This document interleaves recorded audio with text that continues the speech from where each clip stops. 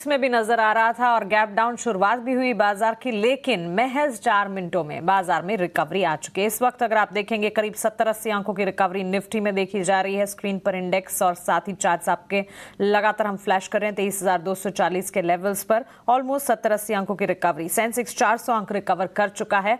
Gap down शुरुआत के ठीक 4 मिनटों में रिकवरी मोड आता हुआ। बैंक निफ्टी में 200 अंकों की रिकवरी और ब्रॉडर मार्केट्स में मिड कैप करीब 400 अंक रिकवर करते हुए, स्मॉल कैप में भी 150 अंकों की रिकवरी देखने को मिली है।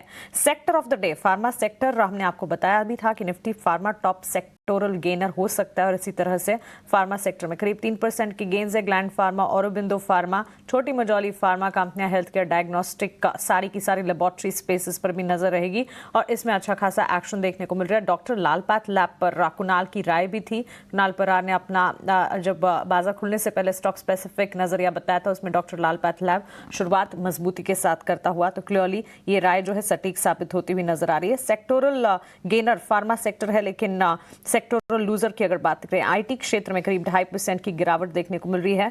ड्रैग्ड बाय परसिस्टेंट एम्फासिस, छोटी मझौली आईटी कंपनियां और लार्जर प्लेयर्स भी हैं जहां पर बिकवाली का दबाव है। मंदी की आशंका यूएस में होने से भारतीय आईटी कंपनियों पर कह सकते हैं असर और प्रभाव पड़ता दिख सकता है और वही इस वक्त नजर भी आ रहा है। तो आईटी सेक्टर गिरावट की तरफ, फार्मा सेक्टर मजबूती की तरफ और बाजार की चाल रिकवरी की तरफ। क्विकली हमारे एक्सपर्ट से ओपनिंग ट्रेड्स जान लेते हैं और बाजार की शुरुआत को कैसे देख रहे हैं ये भाप लेते हैं। कुणाल, शुरुआत आपसे करेंगे, बताइए कैसे देख रहे हैं मार्केट की ओपनिंग को आप?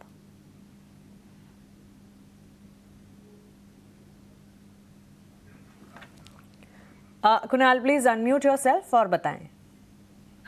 वेल, ओपनिंग तो अच्छी खासी रही है। देखिए, मतलब एक गैप डाउन ओपनिंग हुआ था और तुरंत ही हमें रिकवरी भी देखने को मिली है। लो से देखने जाए तो 100 पॉइंट ऊपर बैंक निफ्टी ट्रेड कर रही है। एंड अगर इसी रिदम कंटिन्यू रहा तो हो सकता है कि हमें ग्रीन लेवल भी देखने को मिल जाए, पॉजिटिव टर्नआउट भी होते हुए देखने को मिल जाए। और इन सब में जो स्टॉक स्पेसिफिक फोकस रहेगा वो मेरा रहेगा नाटको फार्मा पे ही। बहुत ही बढ़िया स्टॉक है। आप देखिए आली चार्ट, डेली चार्ट देखिए।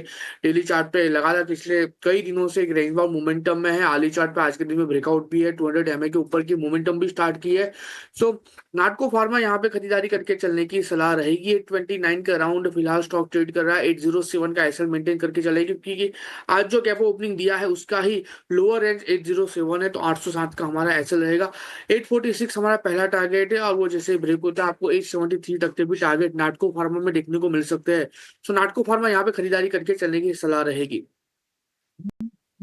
लाल पैथ लैब फोकस रेडार पर था बाजार खुलने से ठीक पहले और इसी क्षेत्र से जुड़ी एक और कंपनी नाटको फार्मा अब कुणाल के रेडार पर 846 पहला लक्ष्य, 873 तक भी जाने का दमखम रखता और 807 का स्टॉप लॉस लगा। ऑलमोस्ट 3-3.5% की तेजी इस वक्त देखने को मिल रही है। फार्मा इंडेक्स अब तक करीब 10% उछल चुका है और ये स्पेस है जो कि हमारे एक्सपर्ट्स के लगातार रेडार पर है। Ashish ji, good morning. आप भी बताइए आपकी तरफ से बाजार की शुरुआत को कितनी सधी हुई मानेंगे आप? नहीं, बिल्कुल। देखिए, तो मेरे हिसाब से थोड़ा सा मार्केट जैसे हम कह रहे थे कि एक डिस्काउंट कर देगा किसी भी इवेंट को, और ये ऑलरेडी कहीं ना कहीं प्रेशर जो बाजार में बना हुआ था तो ऑलरेडी। और दूसरी बात की जब हमारे टैरिफ्स भी कम आए दूसरी इमर्जिंग कंट्रीज के सामने, तो उसको भी मार्केट थोड़ा पॉजिटिवली लेगा। तो मेरे हिसाब से एक बेस बिल्डिंग एक्सरसाइज शुरू हो जाएगी। और जैसे कि हम देख रहे थे कि 22,800 22,900 एक क्रिटिकल इंपॉर्टेंट सपोर्ट है, काफी एवरेजेस का भी सपोर्ट है, रिट्रेसमेंट्स का भी सपोर्ट है। तो ये सपोर्ट लेवल्स के आसपास ही बाजार में एक अच्छा बेस बनेगा। मैं समझता हूँ बाजार कंसोलिडेट करेगा बिटवीन 23,000 टू 23,400, और इवेंचुअली जैसे 23,400 के ऊपर निकलेगा तब आप देखेंगे अच्छी स्ट्रेंथ आएगी। बट जैसे मैंने कहा, फोकस डोमेस्टिक थीम्स पे रहेगा, कंजम्पशन फोकस रहेगा, बैंकिंग फोकस रहेगा, सेलेक्टिवली कुछ डिफेंस की कंपनीज हैं वो काफी अट्रैक्टिव लगेगी। तो मुझे लगता है कि ओवरऑल बाय ऑन डिप्स का एक मार्केट हमें इस समय नजर आता है। बहुत बड़ी गिरावट मुझे लगता नहीं है कि 23,000 के नीचे या 22,900 के नीचे कोई सस्टेनेबल गिरावट बाजार के अंदर देखने को नजर आएगी। एंड ऑफ कोर्स ब्रीदर जो है, इस ब्रीदर को एक अपॉर्चुनिटी के तौर पर ही मानना चाहिए। एंट्री अपॉर्चुनिटी जरूर बनती हुई, क्योंकि रैशनल है, मैच्योर है बिल्कुल मार्केट और सधी हुए कामकाज के साथ इस वक्त अगर आप देखेंगे इंडेक्सेस, ब्रॉडर मार्केट्स, साथ ही स्टॉक स्पेसिफिक रिएक्शंस भी नजर आ रहे हैं। Nirav, good morning. आप भी बताइए बाजार खुलने से पहले किस तरह का आकलन था और बाजार खुलने के साथ साथ आप कैसे देख रहे हैं मार्केट की स्टाइल को? स्टॉक्स कौन से आपके रेडार पर? तो एक्चुअली एक कंसेंसस व्यू है मानसी, कि बाजार में ज़्यादा सेलिंग नहीं आनी चाहिए थी।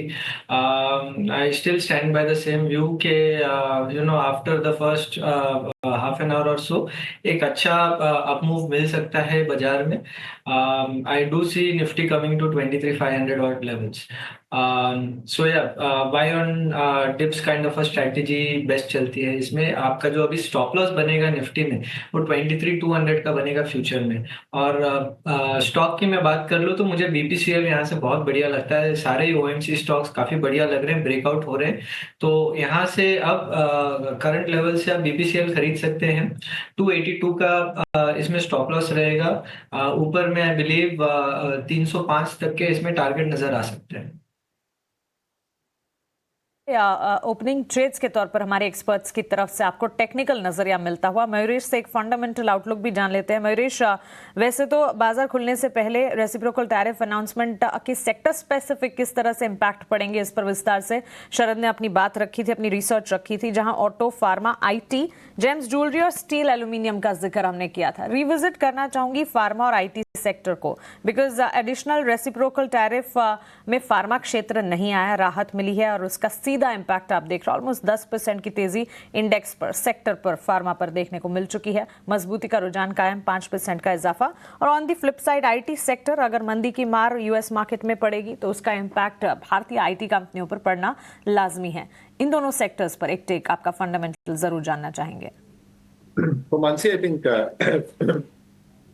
sorry, excuse me for that. Pharma sector might continue doing well. मैं एली लिली के चेयरमैन को सुन रहा था पिछले कुछ दिनों में। I think he was giving a very detailed interview, जहाँ पे उन्होंने बहुत साफ तरीके से कहा है कि cost of producing a new drug is somewhere around $7 to 8 billion, और इसमें तो फैसिलिटीज, अन्य manufacturing cost, labour cost, other overheads आते भी नहीं है। At the same time, he mentioned that it takes almost 5 to 6 years to probably ensure that the drug comes to the market.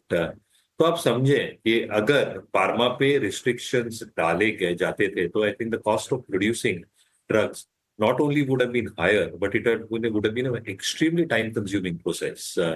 दूसरी चीज हमें ये समझनी चाहिए कि आज जो अमेरिकन हेल्थ केयर सिस्टम है और जो ड्रग डिलीवरी सिस्टम है यूएस स्टेट्स में, कहीं ना कहीं I think they are one of the largest consumers in terms of medicine हो या लाइफ सेविंग ड्रग्स हो।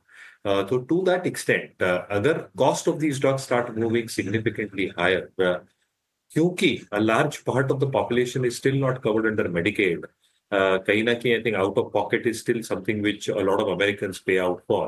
This would have been highly inflationary in a situation where you're probably speaking about कि demand is slowly and steadily coming back, और इसका एक बहुत बड़ा effect बाकी अन्य चीजों पे आता था। If a large component of their discretionary savings pool या spending pool would have got expended on pharma. तो एक जो बेस केस थियरी बन रही है सेक्टर के लिए इज दैट एक तो टैरिफ इम्पोजिशन जो एडिशनल थे वो आए नहीं है, दूसरा आई थिंक जो ग्रोथ डायनेमिक्स हम देख रहे हैं ये काफी तगड़े लग रहे हैं, क्योंकि जो कंपनीज हमारी काम करती है, जो phase 1, phase 2, phase 3 clinical trial से गुजरती है, it's a very very stringent process. एक टाइम ड्रिवन प्रोसेस होता है, एफडीए ऑडिट्स होती है, जो जेनेरिक ड्रग्स हम बनाते हैं जो आउट पेटेंट जाती है वो सिग्निफिकेंटली लोअर कॉस्ट पे बनती है because of the facilities, the man power that we probably got and the talent pool that we've probably got to ensure that these probably get developed at a lower cost. At the same time, I think जो specialty pipeline बनती है, जो NDAs बनते हैं, जो FTAs बनते हैं, ये सारे drugs, again I think addressable market size is huge for these drugs, but the cost of making, जिसमें समझा रहा था, is significantly higher. तो कहीं ना कहीं I think base case scenario pharma के लिए पॉजिटिव ही लग रहा है।